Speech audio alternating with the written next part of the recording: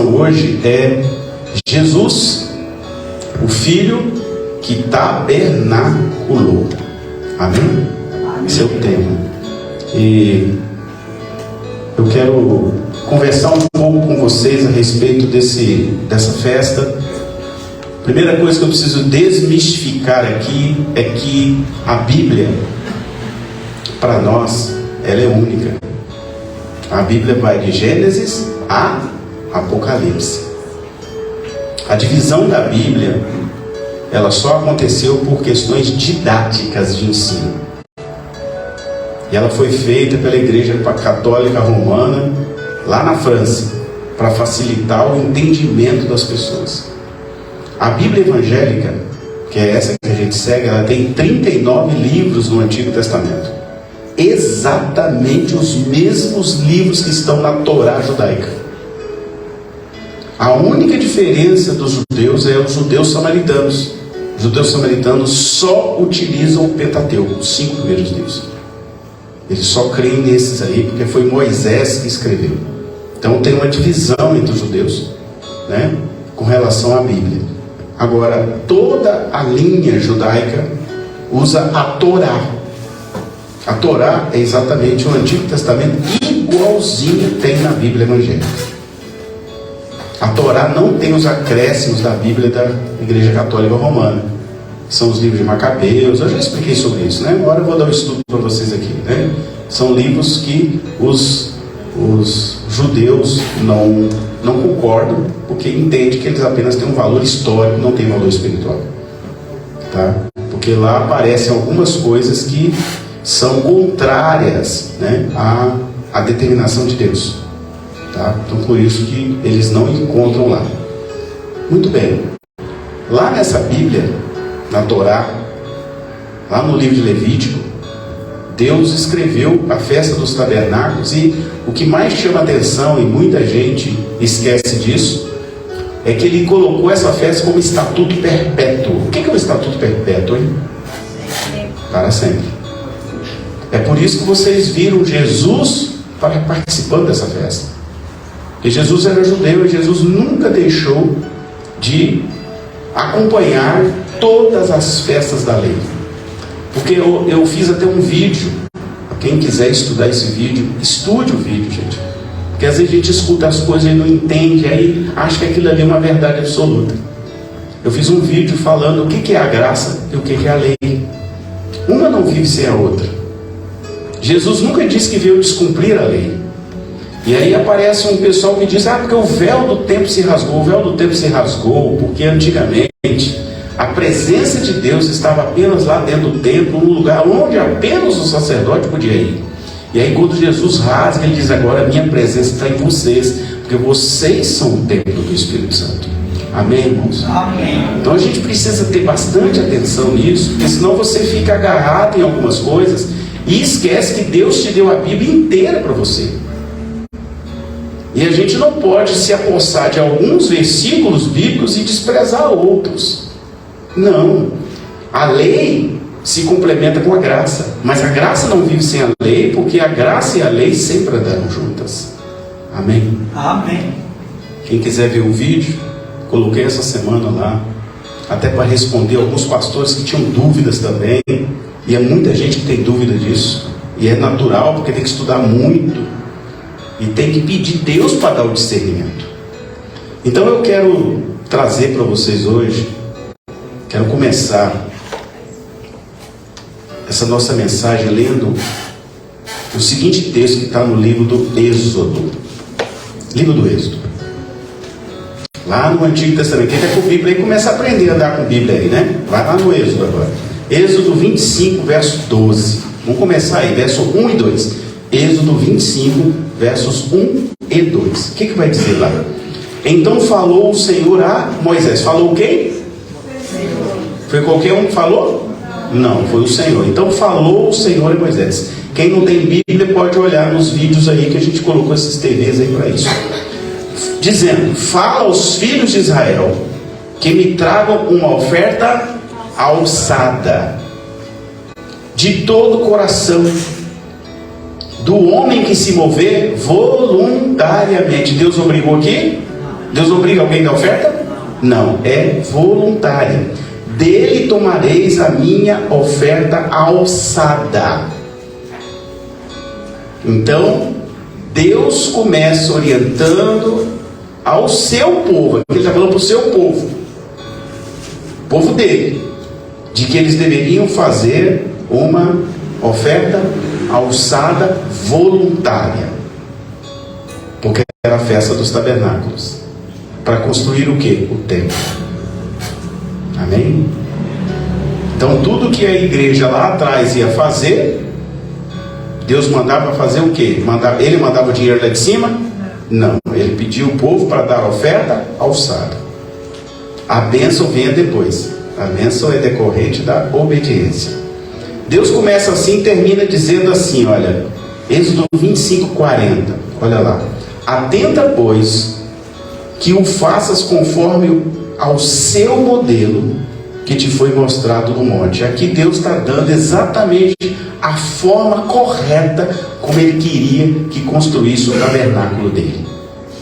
E aqui no final a gente vai ver que Ele disse assim para Moisés: atenta, Moisés, para o modelo que eu te dei. Não é qualquer modelo. Deus deu cada detalhe do tabernáculo. Que tipo de madeira, que tipo de pano, né? Qual era o tamanho, cada detalhe, porque o nosso Deus é detalhista. Eu vou falar para vocês, eu sempre tenho falado aqui na igreja, Deus não aceita qualquer coisa. Ele é detalhista, sempre foi detalhista. Deus nunca deixou de ser detalhista. Por isso que quando você for fazer alguma coisa para Deus, faça com perfeição, para que Ele se alegre com o que você está fazendo. Vai dançar? Dance o seu melhor. Vai ofertar? Voluntariamente oferte o seu melhor. Vai ser professora da salinha? Dê o seu melhor. Vai pregar? Dê o seu melhor. Vai estudar, fazer um curso? Dê o seu melhor. Porque Deus é detalhista. E a maior prova que Deus é detalhista está nesse texto aí, Êxodo capítulo 25. Se você ler todo o texto, você vai ver como Ele vai dando cada detalhe do tabernáculo. Então Deus pediu para não esquecermos de nada que Ele ensina. Então todas as festas bíblicas, guarda isso no seu coração, são direito nosso. Certo? Todas as festas bíblicas é um direito de cada um de nós. Você tem direito sobre elas, direito legal e espiritual. Principalmente se entendermos que quem criou o calendário bíblico foi Deus, não foi o homem. Lembra que Deus começa, Ele cria o homem. Ele diz assim: a nossa imagem e semelhança. E aí começa a contagem do tempo lá em Adão. O único povo que segue o calendário da contagem do tempo de Adão, que vocês conhecem mais, são os judeus. Por isso que os judeus estão no ano 5.784. A criação do calendário, esse calendário civil que a gente usa aqui, aconteceu anos e anos depois. Foi um papa católico da Igreja Católica Romana, chamado Gregório VIII, e que promulgou em 24 de fevereiro de 1582, olha, muitos anos depois, por uma bula, né? Como se fosse um decreto, assim, trazendo para os dias atuais, é como se fosse uma lei. Por isso que é chamada de bula papal, chamada Intergravíssimas. O seu modelo de calendário, que substituiu outro calendário que existia na época, chamado calendário Juliano. Juliano por quê? Por causa do imperador chamado Júlio César, que era do Império Romano. Observe que 2 calendários aí foram criados por quem? Pelo homem. Não foi Deus que criou. Então, meus amados, esse calendário Juliano foi implantado por esse imperador em 46 anos antes de Cristo. Que a contagem do tempo é antes de Cristo, depois de Cristo. Nós estamos no ano de 2023 do calendário gregoriano, depois de Cristo. Não é o calendário bíblico. Atente também de que a Bíblia é de Gênesis e Apocalipse, como eu disse. A Bíblia é um conjunto de 66 livros. A Bíblia evangélica que nós usamos tem 66 livros, que foram escritos entre 1500 e 1400 anos antes de Cristo, o Antigo Testamento, e 100 depois de Cristo, todo o conjunto do Novo Testamento. Amém? Então, se você pegar a sua Bíblia, aí o Antigo Testamento antes de Cristo foi escrito entre 1500 a 1400 anos antes de Cristo. E o outro, a outra parte, que é o Novo Testamento, vai ser escrito até 100 anos depois de Cristo. Aí você vai aparecer Paulo escrevendo, vai aparecer Lucas escrevendo, vai aparecer João escrevendo, vai aparecer Pedro escrevendo. Amém? Até aí? Então foi depois de Cristo que veio esse Novo Testamento. Por isso que dividiram para ficar mais compreensível. Originalmente os livros da Bíblia não eram divididos em capítulos e versículos como você tem hoje aí. Não era tudo assim, reto. Abria um livro e ia embora. Não tinha 1, 2, 3, não existia capítulo e versículo, era direto o texto. Como é o texto quando o judeu abre a Torá lá na sinagoga? Não tem versículo como vocês imaginam. O texto está escrito de fora a fora. Então ele pega Isaías e pega um rolo de Isaías, seja qual rolo for, e ele vai ler de fora a fora. Não tem igual aí vocês versículos. Aí a Bíblia hebraica moderna, a Torá moderna, tem para facilitar o entendimento. Mas o original, aqueles rolos originais, aquele que Jesus abriu lá e disse assim: hoje se cumpre essa palavra aqui, não tinha. É escrito direto, porque a escrita hebraica ela é o contrário, assim, né? Você já viu escrever? É o contrário. Ela não escreve igual a gente assim, não, ó. É assim, ó. Então lê de trás para frente. Eu até coloquei música para vocês verem aqui. Então, até Jesus, quando citava as Escrituras, lembra quando ele encontra Satanás? Como é que ele fala com Satanás? Está escrito. Entende? Ele não citou o versículo para ele, porque não tinha naquela época versículo e nem capítulo. Ele se falou: está escrito, né? Não tentarás o Senhor teu Deus. Porque não havia uma forma de reverenciar com exatidão a Bíblia. A Bíblia do passado, porque não tinha nem capítulo nem versículo. Jesus falou assim: está no capítulo tal, versículo tal, porque não existia isso. Ele falou: está escrito, não tentarás o Senhor teu Deus, né? Ele usou a própria escritura para mandar Satanás. Abre aí, ajuda ali, por favor. Para mandar Satanás sair. Muito bem. Curiosamente, né, a organização da Bíblia em capítulos e versículos se dera em diferentes épocas. A divisão da Bíblia em capítulos foi feita pelo clérigo inglês chamado Stephen Langton, no século XII. Por volta do ano de 1227. A organização foi feita a partir da Vulgata, que é uma das traduções que eu mais gosto da Bíblia. Ela é muito bem feita, é latina, mas foi muito bem feita, tá? É a tradução da Igreja Católica, chamada Vulgata. Mas é uma excelente tradução. Tradução muito original, muito perto do original. Tirando os outros livros que a gente não concorda que eles são livros inspirados. Os versículos foram numerados. Tem essa numeração que vocês têm aí. Se deu séculos depois.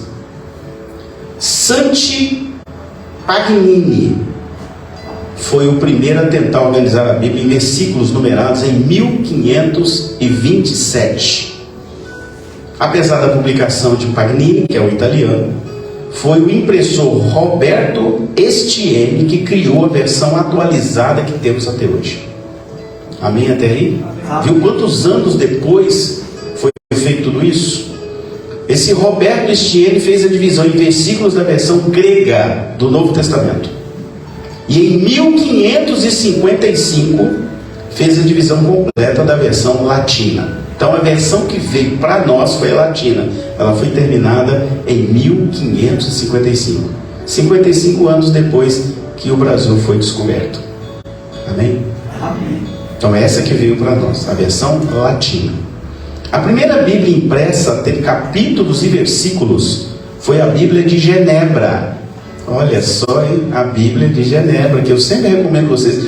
Olha, comprem a Bíblia de Estudo de Genebra, que ela foi a primeira a ser feita integralmente com capítulos e versículos, publicada em 1560 lá na Suíça. Por isso que ela é chamada Bíblia de Genebra. Uma excelente Bíblia, eu tenho na minha casa duas. Uma eu tinha e outra o casal ali me deu, Leandro e Ediene me deram uma preta muito bonita que está lá em cima da minha mesa.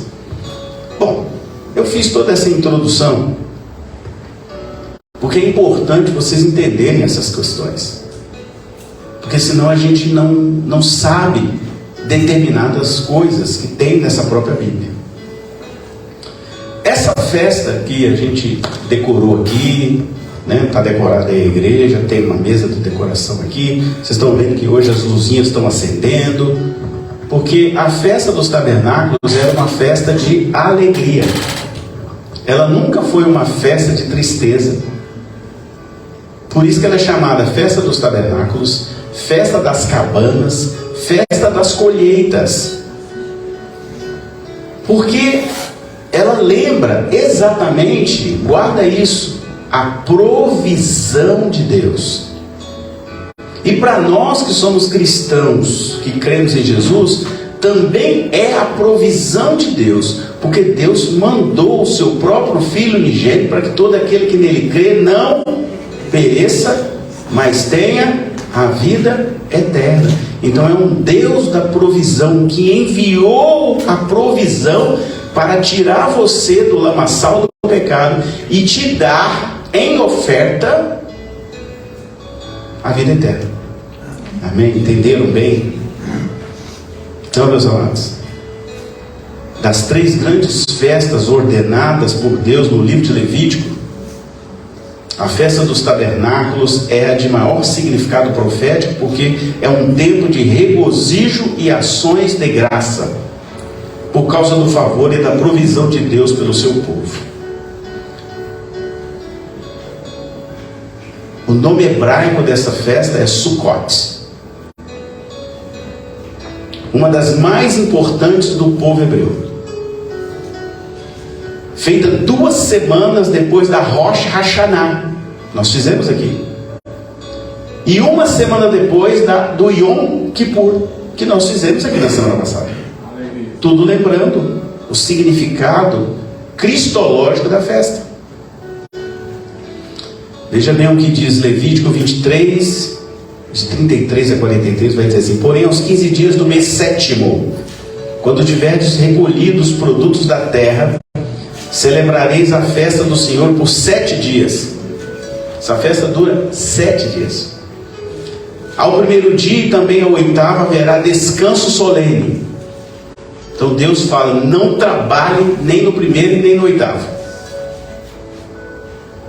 No primeiro dia tomarei para vós outros fruto de árvores formosas, ramos de palmeira, ramos de árvores frondosas e salgueiros de ribeiras, e por 7 dias vos alegrareis. Por isso que é uma festa de alegria.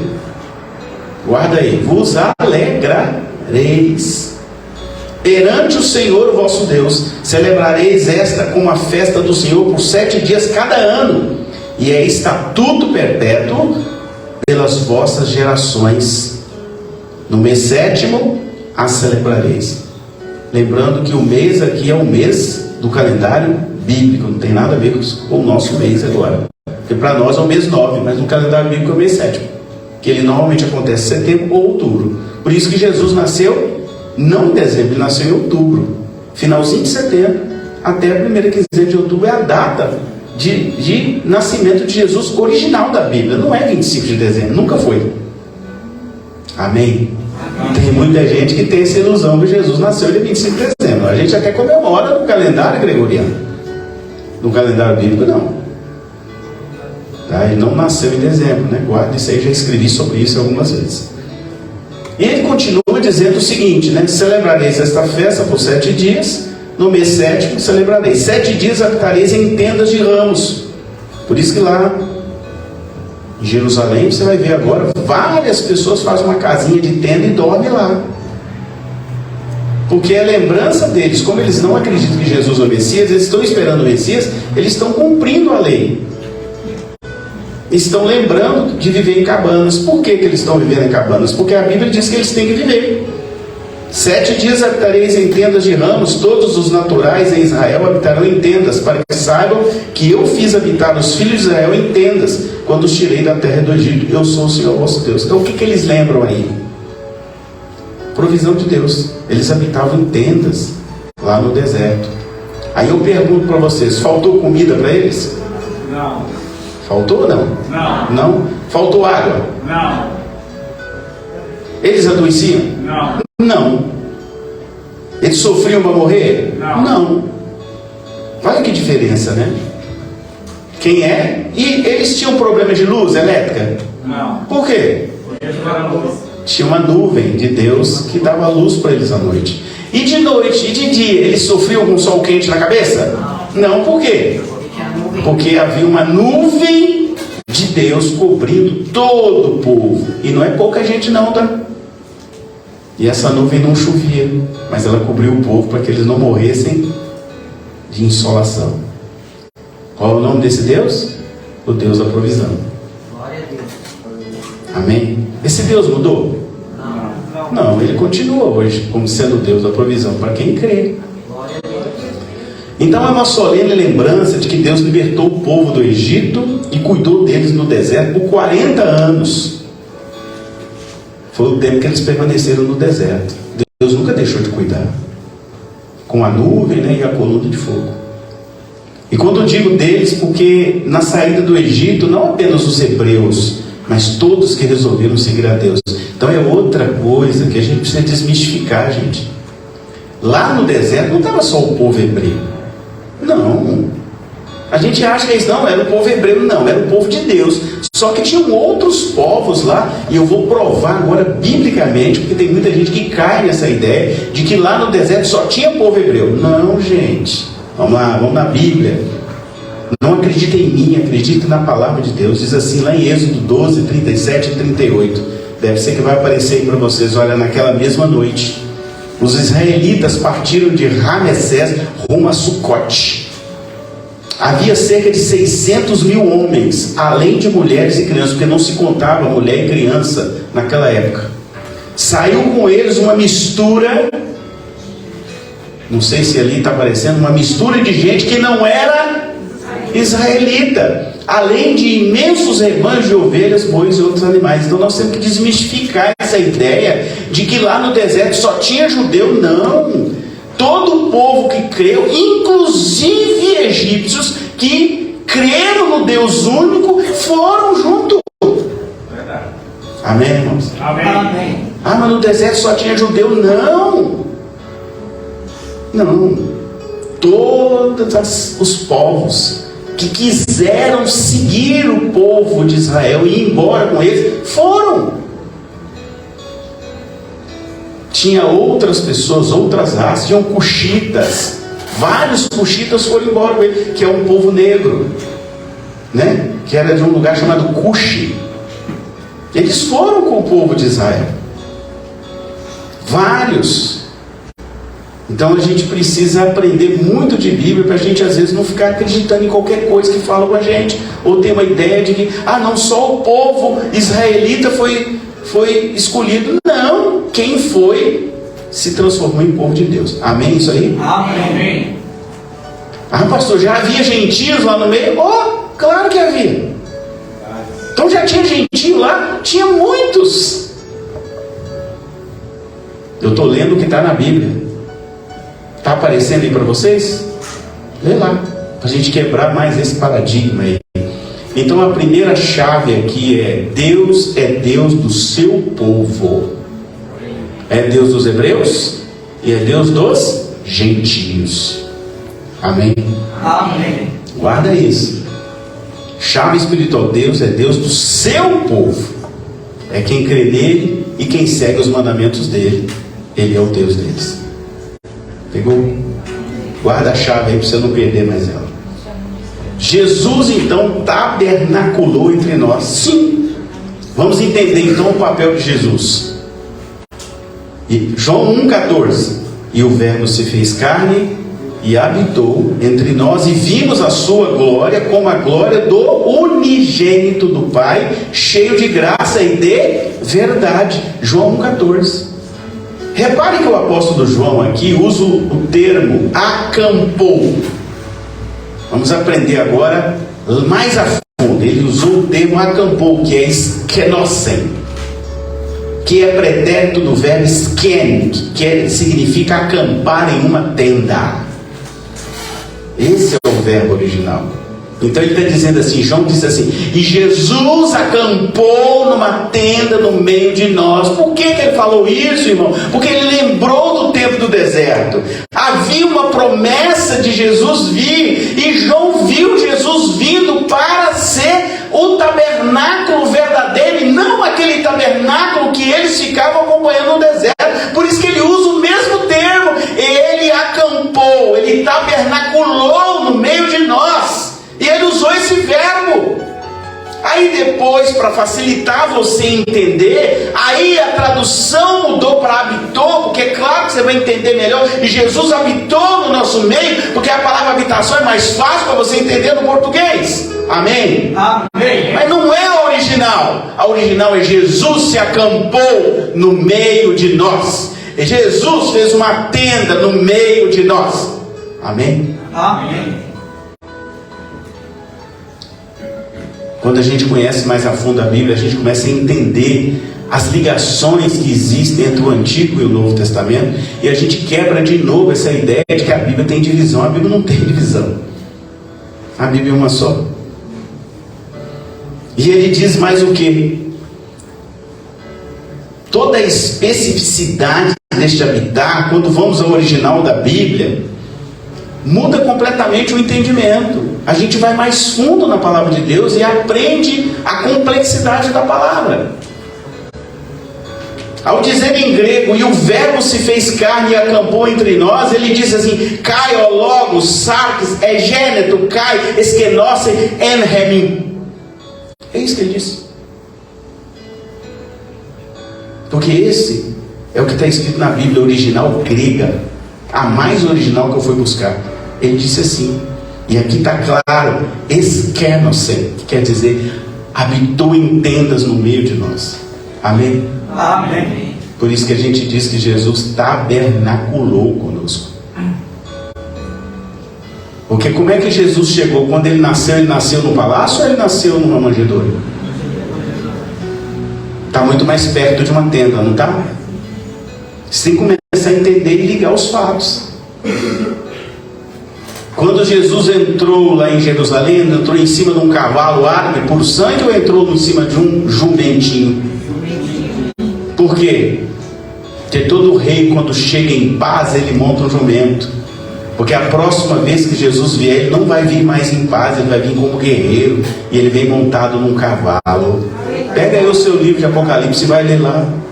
A Bíblia diz que ele vem montado em um cavalo branco, porque agora ele vem como Deus da guerra. Ele não vem mais como cordeiro, ele vem como leão da tribo de Judá. Aleluia. Glória a Deus. Amém, irmãos? Amém. Estão entendendo a diferença? Aquele mesmo homem que entrou agora, que entrou lá montado num animalzinho tão simples, agora ele vai vir num cavalo branco. Aleluia. Amém? Mas antes ele vai te dar um presente. Quem estiver nele, ele vai vir buscar nas nuvens. Glória a Deus. Aleluia. Quem ele vai vir buscar nas nuvens? Aqueles que confessarem o nome dele diante dos homens, como eu sempre ensino aqui. Aqueles que permanecerem com ele até o fim. A Bíblia diz: aquele que perseverar até o fim, este eu daria a vida eterna. Não é qualquer um. E quem mais? Aquele que for batizado. Porque todo aquele que crê em Jesus é batizado. Por isso que eu estou feliz demais de ver a Isabel renovando o batismo. Cada aquele texto que está em Apocalipse, pague depois, pastor, para mim, o texto de Apocalipse que fala que a gente tem que renovar, né? E o Igor também vai batizar, o alemão aí, ó, comedor de chucrute, rapaz. Já pensou? Vai agora batizar, né? Glória a Deus por isso. Entende? A gente batiza, não é porque batismo salva, é porque batismo é quando eu digo assim, ao mundo espiritual, eu agora já tenho o meu lado é o lado de Cristo Jesus. Amém? Então, veja bem, João faz referência ao pedido outrora feito a Moisés de que fosse construído um tabernáculo em forma de tenda, que está lá em Levítico 25, para que Deus habitasse no meio do seu povo. Está lá em Êxodo 25, 8 e 9 também. E me farão um santuário, e eu habitarei no meio deles. Êxodo 25, 8 e 9. Conforme a tudo que eu te mostrar para modelo do tabernáculo e para o modelo de todos os seus pertences, assim mesmo fareis. Deus fez o tabernáculo para ele habitar no tabernáculo. Agora, em Jesus, por isso que o véu rasgou, ele habita dentro de você. A Bíblia diz que agora em Cristo Jesus somos habitados pelo Espírito Santo. Porque Jesus falou assim: eu vou subir, mas não preocupe, eu vou mandar outro, vou mandar um Consolador que ficará com vocês até que eu volte. E Ele conduzirá vocês para a justiça e o juízo. Amém, irmãos? Tenta esse negócio de véu, rasgou aí de uma vez por todas. Apocalipse 2, 4 a 5. Coloca aí Apocalipse 2, 4, 5, porque tem gente que esquece isso aqui, que é o que a Isabel vai fazer. Eu estou muito feliz pelo que ela vai fazer, viu, Isabel? Porque é Apocalipse 2, 5. 2, 4, 5. Coloca ali, porque tem muita gente que está nas igrejas há anos e esquece esse detalhe aqui. Contudo, tenho contra vós uma queixa. Você abandonou o amor que tinha no princípio. Ó, presta atenção. E aí o que é que eu falo? Veja até onde você caiu. Arrependa-se e volte a praticar as obras que no início você praticava. Do contrário, virei até você e tirarei seu candelabro de seu lugar entre as igrejas. Então o que está dizendo? Você caiu? Você abandonou Deus? Você saiu da igreja? Foi passear lá no mundo? Meu filho, para você voltar, você tem que renovar o seu batismo, é porque você simplesmente jogou o batismo de Jesus fora. Você, o que significa batismo? Né? Eu vou pregar sobre isso semana que vem. Ele significa que você entra dentro da água, que a gente batiza por imersão, você enfia dentro da água e levanta. Você enfia uma pessoa dentro da água, você entra dentro da água de um jeito e sai de outro ressurreto. Ressurreto quer dizer o quê? Eu estou ressurreto em Cristo Jesus e eu agora não quero mais praticar os pecados que eu praticava. Aí você continua praticando a mesma coisa. Então você não batizou. Nascer de novo. Você tem que nascer de novo, ué. Verdade. Pegaram o que eu estou dizendo? Você caiu, meu irmão. Você caiu, meu irmão. O cair é do homem e o levantar é do homem também. Não bota Jesus nem Deus no meio das suas confusões, não, porque o cair foi você que caiu. Porque agora todos nós temos o Espírito Santo dentro de nós e assim, não faz isso, olha o que você vai fazer, cuidado, olha, não mente, não faz isso. Contratou o caso, vai lá e paga, não pede de graça. Entende? Deus vai nos falando assim. Então se você não está ouvindo a voz de Deus, irmão, você já está caído já. Essa que é a verdade. Tem muita gente dentro das igrejas que já está caído. Já não escuta mais a voz de Deus. Já não ora mais, já não faz devocional, já não quer oração de ninguém. Quando a pessoa se acha autossuficiente, pode saber que ela já caiu. Então o que Tiago vai dizer? Orais uns pelos outros. Eu preciso da oração de vocês. Se alguém falar assim, pastor, Deus me falou para orar, pode vir cá orar, irmão, na hora. Eu tenho minhas intercessoras aqui. Aliás, 2 estão aqui hoje, inclusive. Elas intercedem pela casa pastoral porque eu preciso da oração. Eu preciso. Jejuam e oram. Jejum e ora, eu sei. São 2 aqui que são especiais aí no jejum. Eu preciso da intercessão, porque senão eu posso cair. Eu não caio porque vocês oram por mim, porque vocês estão pagando preço pela minha vida. Entende? E toda igreja precisa de intercessão. Toda igreja precisa de gente que ora. Toda casa pastoral precisa de gente que ora. Por isso que nós estamos de pé 6 anos, sem eu criar em nenhum momento para vocês uma vergonha para vocês. Vocês não têm nada para falar de vergonha do pastor. Pode falar que o pastor é bravo, que é do cajado, aí ok, né? Mas falar que eu fiz coisa errada, que eu saí para a rua, comprei e não paguei, que eu dei tombo em alguém, isso vocês não podem falar. Que adulterou, que trocou a mulher velha pela novinha, isso não podem falar. Fala velha porque é no sentido de idade, né? Porque tem uns aí que chega na idade de 60 anos, tá, como eu estou chegando, tá trocando por uma de 15, uma de 25, né? Tá cheio disso por aí. As mulheres também estão trocando. As mulheres também estão trocando agora. Viu, Carlos? Cadê os idosos aqui, viu, Iberto? Ah, fica esperto, irmão, que a sua mulher está novinha, tá? Fica esperto, irmão. Abre o olho. Abre o olho. Né? A pastora está avisando aí, ó. Ué, deixa eu falar. A gente ouve falar aí, né? Direto. Ó, irmãos, é outra coisa, né? Muito importante, tá? A Bíblia em 2 textos, ela é muito clara com relação a pastor, tá? Para ocupar púlpito e para ensinar. 2 textos. Paulo escreve a Tito e escreve a Timóteo. E ele fala que o pastor tem que ser marido de várias mulheres, é isso?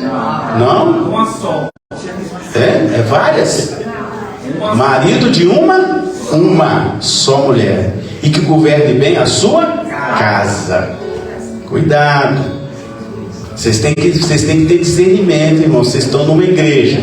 Vocês estão percebendo que tem outros negócios. Sai fora porque você está no meio do laço. Eles já apostataram.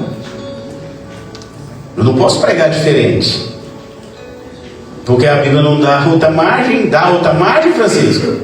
Quantas mulheres? Uma. Ah, mas é porque a minha mulher, como um falou comigo aí, né? Até morreu já. Ah, não, porque a minha mulher era muito brava, não gostava de Jesus. Essa desculpa, dá para separar com essa desculpa? Não. Ensina ela a gostar de Jesus. Pregava por todo mundo aí, fazia altar profético. Por que não pregou para a mulher dele, para ela converter então? Não pregou não. Aí largou ela e trocou por outra. A missionária mais nova, né? Mais bonitinha também, né? Tem isso. Tem base bíblica? Não? Claro que não. Fuja. A Bíblia é clara. Fuja desse tipo de gente. Sabe por que nós estamos sofrendo tanto no Brasil? Sabe por que nós estamos passando por essa situação que o Brasil está passando agora? Uma das causas é a vagabundagem de pastores, a idolatria, quem não pode ser idolatrado, porque Deus não dá a glória dele para ninguém, e os desvios da igreja, e principalmente a idolatria a cantor gospel. E esse monte de pastor que cobra, como nós ficamos sabendo, pastora, pregadora, né? Que cobra aí 20 mil, 40 mil, 50 mil para pregar. Tem isso na Bíblia? Jesus cobrava para pregar? Isso é que está fazendo o Brasil passar por esse momento tão duro. A igreja está sofrendo tanta perseguição. É porque nós, eu me incluo, né? Não que eu esteja fazendo, mas nós nos afastamos dos estatutos de Deus. A gente ficou dando mais glória para cantor gospel. A gente ficou dando glória na internet para gente que nem curso de teologia tem, ficando um monte de abobrinha na internet, e a gente fica ainda espalhando aquilo. Deus fazia com Israel. Aí o que Deus fazia com Israel? Quando Israel se afastava dele, o que ele fazia? Cajado deles. Aí nós estamos vendo aí o Brasil, que nunca imaginava, agora está entrando aí tanta coisa errada, né? Que vocês estão vendo aí, né? Discriminação de droga, né? Aborto. Sabe de quem é a culpa? De um monte de pastor, de um monte de cantor gospel e de um monte de gente que não olha a Bíblia como deve ser olhada e fica idolatrando esse povo aí. Amém? Amém. Idolatrando o ex-presidente também. E o ex-presidente também. Deus não dá a glória dele para ninguém, gente. Presta atenção nisso. Vocês têm que ficar, ficar mais atento a essas coisas. Para a gente não cair e não sofrer tanto como nós estamos sofrendo agora como nação. Desnecessariamente. Muito bem. Se fôssemos refazer o texto então que eu li, poderia ser assim: e o verbo tabernaculou entre nós. Jesus é o tabernáculo de Deus que habitou entre nós. Pegou a chave? O sangue do madeiro que livra-nos da morte. Sim. Lembra da Páscoa no Egito? Para quem é mais velho de igreja, Êxodo 12, 1 e 2 diz assim: falou o Senhor a Moisés e a Arão na terra do Egito, dizendo: este mês, vos será por princípio dos meses, este vos será o primeiro dos meses do ano, que é a festa da Rosh Hashanah. Falai a toda a congregação de Israel, Êxodo 12, 3, dizendo: ao 10 deste mês, tome cada um para si um cordeiro, segundo as casas dos pais, um cordeiro para cada família.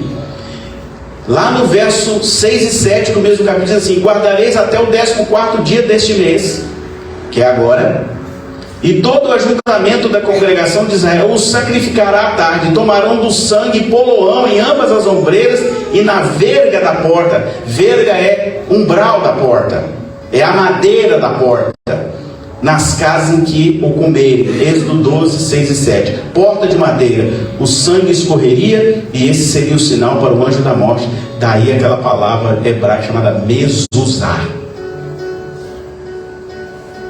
O anjo chegou, ele olhou o sangue escorrendo no madeiro. Na madeira. Pega a chave aí, irmão. Na madeira. O sangue estava escorrendo na madeira, na mezuzá. E aí ele viu aquilo e ele não entrava naquela casa, que era o sinal de Deus para o anjo não entrar. O sangue escorreu no madeiro. Pega aí, irmão, manto, no madeiro, né? E aí, Êxodo 12, 12, 14 diz assim: eu passarei pela terra do Egito esta noite, ferirei todo primogênito da terra do Egito. Primogênito, Jesus é o quê? Primogênito de Deus. Desde os homens até os animais, em todos os deuses do Egito farei juízo. Eu sou o Senhor, e aquele sangue vos será por sinal nas casas em que estiverdes. Vendo eu o sangue, passarei por cima de vós, e não haverá entre vós praga de mortandade, quando eu ferir a terra do Egito. E este dia vos será por memória, e celebrá-lo-eis por festa ao Senhor nas vossas gerações, e celebrareis por estatuto perpétuo. É para sempre.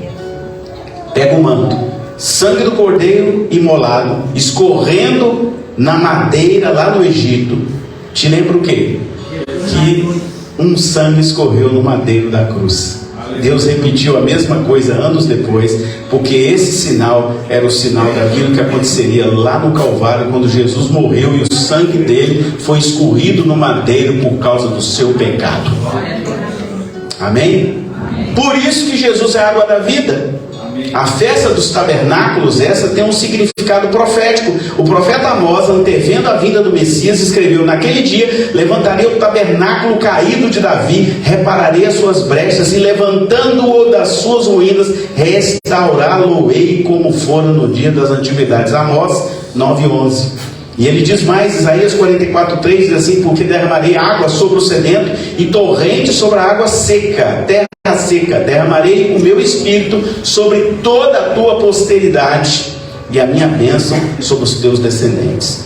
E lá em Isaías 58:11 está escrito assim: o Senhor te guiará continuamente, fartará a tua alma até em lugares áridos, e fortificará os teus ossos. Serás como um jardim regado, e como um manancial cujas águas nunca mais faltarão. E lá em João 7, 37, 38 diz assim: se alguém tem sede, venha a mim e beba. Quem crê em mim, como diz a Escritura, do seu interior fluirão rios de água viva.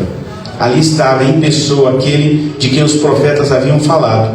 Ele era o cumprimento de todas as promessas. O Messias veio e tabernaculou no meio de nós. João 1,14. O próprio Jesus vai a Jerusalém na festa dos tabernáculos e acompanha o sacerdote do templo pegar um jarro, como continuam pegando até hoje. Lá no tanque de Siloé, encheu um jarro de água. e derramar sobre as ruas da cidade de Jerusalém. E ensina que Ele mesmo, o próprio Jesus, tem a água para refrigerar a sua vida. Jesus estava na festa dos tabernáculos, lá em Jerusalém. Ele viu o sacerdote pegar, como sempre fazia. E Yeshua virá buscar os seus filhos e as suas filhas, porque sabemos que se a nossa casa terrestre deste tabernáculo se desfizer, temos de Deus um edifício, uma casa não feita por mãos, eterna nos céus, pois neste tabernáculo nós gememos, presta atenção, desejando muito ser revestido da nossa habitação que é do céu, porque na verdade nós, os que estamos neste tabernáculo, gememos oprimidos, porque não queremos ser despidos, mas sim revestidos, para que o mortal seja absorvido pela vida. Ora, quem para isso nos preparou foi Deus, o qual nos deu como penhor o Espírito. Amém? Deus vai trocar a sua casa. Essa casa aí vai ser trocada por uma incorruptível. E olha o que diz Apocalipse 21:3. E ouvi uma grande voz vinda do trono que dizia: eis o tabernáculo de Deus, Ele está no meio dos homens, e pois com eles habitará, e eles serão o seu povo, e Deus mesmo estará com eles. Amém? Amém. Isso é uma promessa de Deus para a sua vida. E Yeshua prepara a sua noiva pela lavagem da água, pela palavra. A festa do tabernáculo é, portanto, um momento de grande alegria para o corpo do Messias. Yeshua tabernaculou conosco. Yeshua vindo como rei para os judeus e as nações. Jesus reinando com a sua igreja. Está feliz com Jesus? Amém. Você crê que Jesus virá para te buscar? Amém. Então se alegre com Ele, com a tua salvação, com a marca da promessa que Ele te deu, e com o Rei dos céus. Alegre-se, porque a festa dos tabernáculos é para celebrar a alegria da salvação. Se alegre, portanto, no Senhor. Amém? Amém. Agora nós vamos fazer o ato profético aqui da festa dos tabernáculos. E aí eu quero convidar o João para colocar aqui meu talite. De novo eu repito, não é obrigatório participar.